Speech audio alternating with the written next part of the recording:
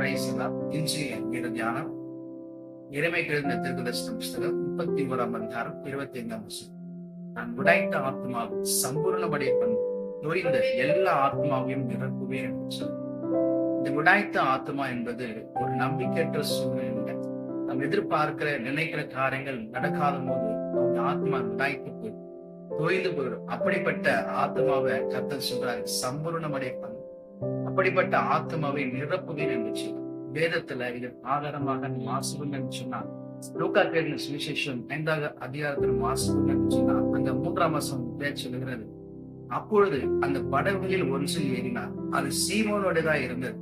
அதை கரையிலிருந்து சற்றே தன்னும்படி அவனை கேட்டுக்கொண்டு அந்த படவில் உட்கார்ந்து ஜனங்களுக்கு போதகம் பண்ண.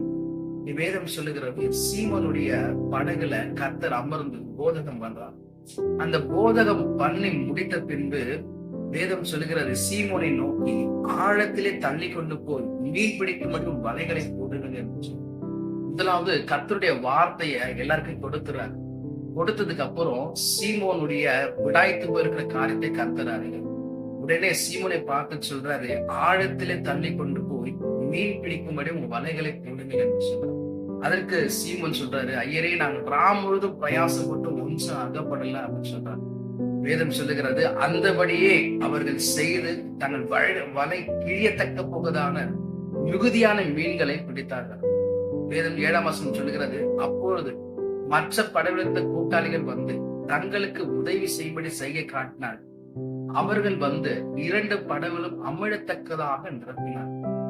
வேதம் சொல்லுகிறது, ஒன்றுமே இல்ல, ராம் முழுதும் பிரயாசப்பட்டு தொய்ந்து போய் உடாய்த்து போய் இருந்த பேதுருக்கு கர்த்தர் சொன்ன வார்த்தையின்படி செய்யறது நிமித்தம் வேதம் சொல்லுகிறது, அவருடைய வலை கிழியத்தக்கதான மீன்களால கர்த்தர் நிரப்பினார் என்று வேதம் சொல்லுகிறது. கர்த்தர் நம்மை நிரப்புகிற கர்த்தர்.